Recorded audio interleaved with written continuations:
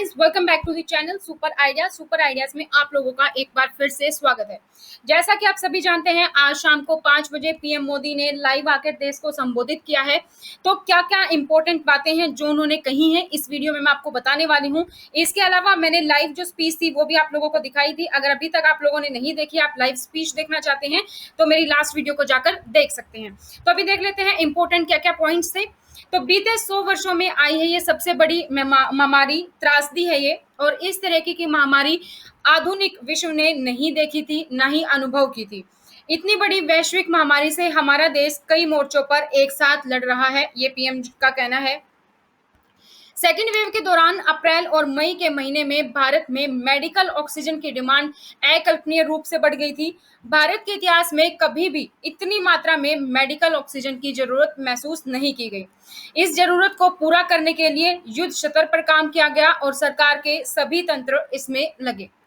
पिछले 50-60 साल का इतिहास देखेंगे तो पता चलेगा कि भारत को विदेशों से वैक्सीन प्राप्त करने में दशक लग जाते थे। विदेशों में वैक्सीन का काम पूरा हो जाता था, तब भी हमारे देश में वैक्सीनेशन का काम शुरू नहीं हो पाता था।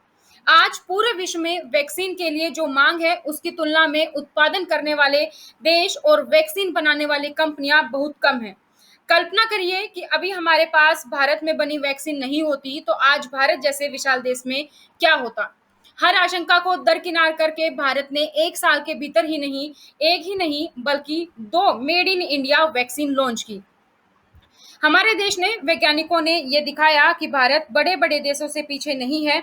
आज जब मोदी जी ने कहा कि जब मैं आपसे बात कर रहा हूं तो देश में 23 करोड़ से ज्यादा को वैक्सीन की डोज दी जा चुकी है। पिछले काफी समय में देश लगातार जो प्रयास और परिश्रम कर रहा है, उससे आने वाले दिनों में वैक्सीन की सप्लाई और ज्यादा बढ़ेगी। आज देश में 7 कंपनियां हैं जो विभिन्न प्रकार की वैक्सीनेशन का प्रोडक्शन कर रही हैं। 3 और वैक्सीन का ट्रायल भी एडवांस स्टेज में चल रहा है। राज्य सरकारों को लॉकडाउन की छूट क्यों नहीं मिल रही? क्योंकि one size does not fit all जैसी बातें भी कही गई।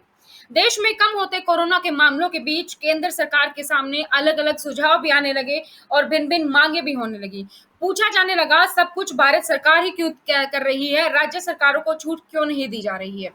दूसरी तरफ किसी ने यह भी कहा कि उम्र की सीमा आखिर केंद्र सरकार ही क्यों तय करे। कुछ आवाजें तो ऐसी भी उठी कि बुजुर्गों का वैक्सीनेशन पहले क्यों हो रहा है। भांति भांति के दबाव भी बनाए गए और देश के मीडिया के एक वर्ग ने इसे कैंपेन के रूप में भी चलाया।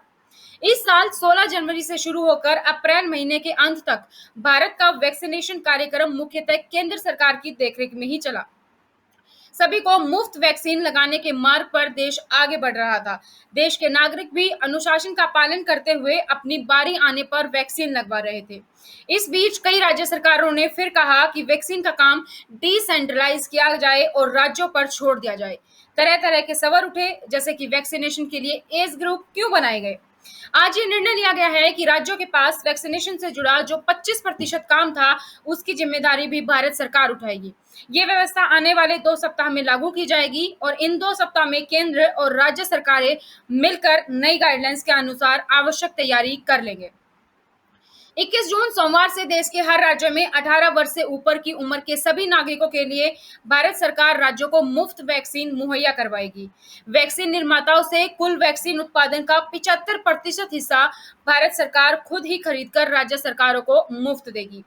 देश की किसी भी राज्य सरकार को वैक्सीन पर कुछ भी नहीं खर्च करना होगा। अब तक देश के करोड़ों लोगों को मुफ्त वैक्सीन मिली है।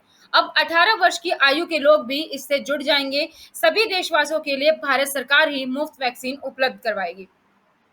देश में बन रही वैक्सीन में से 25% प्राइवेट सेक्टर के अस्पताल सीधे ले जा सकते हैं। यह व्यवस्था जारी रहेगी और प्राइवेट अस्पताल वैक्सीन की निर्धारित कीमत के उपरांत एक डोज पर अधिकतम 150 रुपए ही सर्विस चार्ज ले सकेंगे। इसकी निगरानी करने का काम राज्य सरकारों के पास रहेगा। आज सरकार ने फैसला किया है कि प्रधानमंत्री गरीब कल्याण अन्न योजना को अब दीपावली तक आगे बढ़ाया जाएगा। महामारी के इस समय में सरकार गरीब की हर जरूरत के साथ उसका साथी बनकर खड़ी है। यानी नवंबर तक 80 करोड़ से अधिक देशवासियों को हर महीने तय मात्रा में मुफ्त अनाज उपलब्ध होगा। जो लोग भी वैक्सीन को लेकर आशंका पैदा कर रहे हैं, अफवाहें फैला रहे हैं, वो भोले भाले भाई बहनों के जीवन के साथ बहुत बड़ा खिलवाड़ कर रहे हैं। ऐसी अफवाहों से सतर्क रहने की जरूरत है। तो ये थी मोदी की स्पीच की आज कुछ पॉइंट्स जो मोदी जी ने अपनी स्पीच में बोले। खासकर वैक्सीनेशन पर बात हुई, इसके अलावा जो जो सवाल उठे उस पर बात हुई, जो गरीब कल्याण योजना थी उसकी अनाउंसमेंट हुई, और जो मेडिकल इमरजेंसी और जो भी ऑक्सीजन की कमी को कैसे पूरा किया गया, वो सारी बातें उन्होंने आज की। तो वीडियो आपको कैसी लगी आप मुझे कमेंट सेक्शन में कमेंट करके बता सकते हैं। वीडियो को लाइक करें, शेयर करें, और जिन लोगों ने अभी तक चैनल को सब्सक्राइब नहीं किया है चैनल को सब्सक्राइब करें और बेल आइकन को प्रेस करना ना भूलें, ताकि जैसे ही वीडियो अपलोड होती है उसकी नोटिफिकेशन आप लोगों को मिल जाए। तो आज की वीडियो में इतना ही, फिर मिलेंगे नई जानकारी के साथ। तब तक thank you so much, bye bye.